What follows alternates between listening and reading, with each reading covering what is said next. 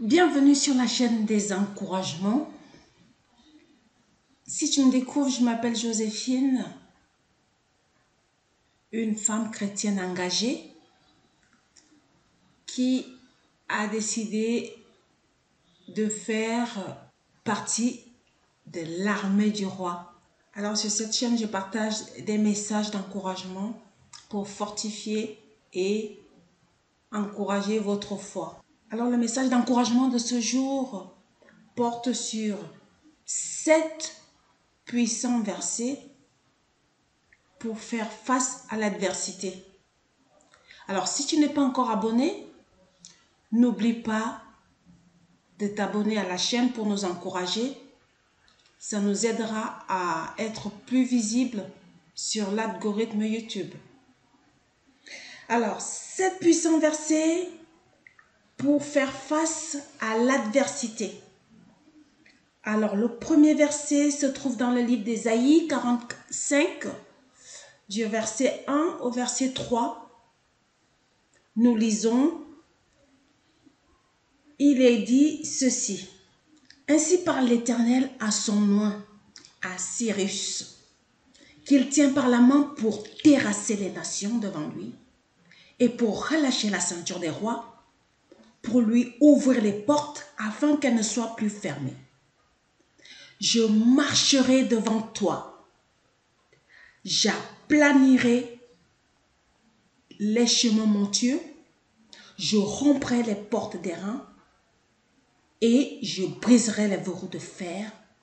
Je te donnerai des trésors cachés et des richesses enfuies, afin que tu saches que je suis l'Éternel qui t'appelle par ton nom, le Dieu d'Israël, pour l'amour de son serviteur Jacob et d'Israël, mon élu. Je t'ai appelé par ton nom et je t'ai appelé bienveillance avant que tu me connaisses. Alors face à l'adversité, mon frère et ma soeur, tu peux prendre ce verset et proclamer ces paroles parce que c'est l'Éternel qui parle. Il parle à Cyrus, mais c'est aussi valable pour toi.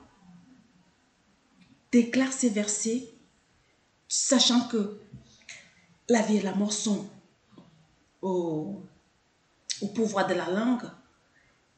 Ton Dieu, il dit à Cyrus ici qu'il le tient par la main pour terrasser les nations. Donc, face à l'adversité, aux nations devant toi, sache que c'est Dieu qui terrasse, qui te tient par la main, qui marche devant toi, qui aplanit tes chemins montueux, qui rompt les portes de reins, même les plus difficiles, qui brise les verrous de fer pour toi, au nom de Jésus-Christ. Alors, le deuxième verset se trouve dans le livre d'Ésaïe 54, du verset 15 au verset 17. Alors, Ésaïe 54, il est dit ceci. Si l'on forme des complots, cela ne viendra pas de moi, mais quiconque se liguera contre toi tombera sous ton pouvoir. Voici, j'ai créé l'ouvrier qui souffle le charbon de feu et qui fabrique une arme par son travail. Mais j'ai créé aussi le destructeur pour la briser. Toute arme forgée contre toi sera sans effet, et toute langue qui s'élèvera en justice contre toi, tu la condamneras.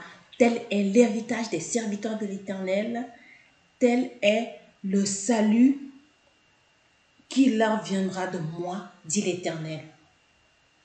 Pendant l'adversité, sers-toi de ce verset, tiens-toi sur ces paroles et répète, proclame que toute arme forgée contre moi sera sans effet, parce que c'est ton Dieu qui le dit. Toute arme forgée contre moi, toute langue qui s'élève en justice, je la condamne. Tu prends ces versets, tu les proclames face à l'adversité, dans tes difficultés, et tu verras que tu pourras les traverser avec sérénité dans le nom de Jésus. Alors le prochain verset, le prochain passage, c'est dans le livre d'Ésaïe toujours, au chapitre 65, Ésaïe 65, du verset 17 au verset 24. Il est dit ceci. Car je vais créer de nouveaux cieux, une nouvelle terre. On ne se rappellera plus les choses passées.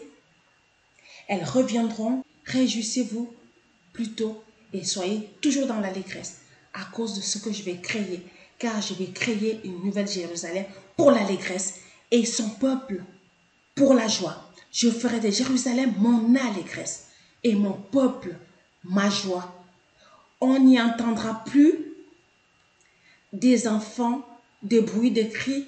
Il n'y aura plus des enfants ni des vieillards qui n'accomplissent leur jour, car celui qui mourra à 100 ans sera jeune, et le pécheur âgé de 100 ans sera maudit. Il bâtira des maisons et les habiteront. Ils planteront des vignes et mangeront leurs fruits. Ils bâtiront des maisons ils ne bâtiront des maisons pour qu'un autre y habite. Ils planteront des vignes pour qu'un autre en mange de fruits, car les jours de mon peuple seront comme les jours des arbres. Et mes élus se réjouiront de leurs œuvres. Ils ne travailleront pas en vain et ils n'auront pas des enfants pour les voir périr, car ils formeront une race bénie de l'Éternel et leurs enfants seront avec eux. Avant qu'ils ne m'invoquent, je répondrai. Avant qu'ils n'aient cessé de parler, j'exaucerai.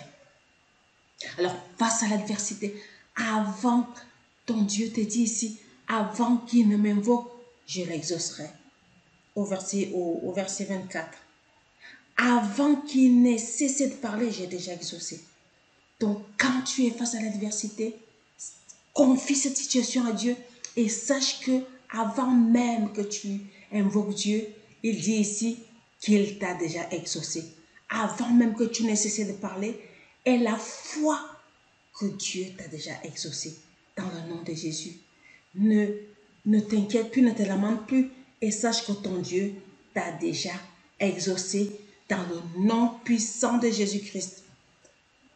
Alors, le prochain passage, c'est dans le livre de Jérémie. Jérémie au chapitre 1, du verset 18 au verset 19. Il est dit ceci. Voici, je t'établis en ce jour sur tout le pays comme une ville forte, une colonne de fer, un mur d'airain contre les rois de Juda et contre ses fils, contre les rois de Juda et contre ses fils. Je t'établis comme un mur d'airain et une colonne de fer. Ça, c'est tellement puissant.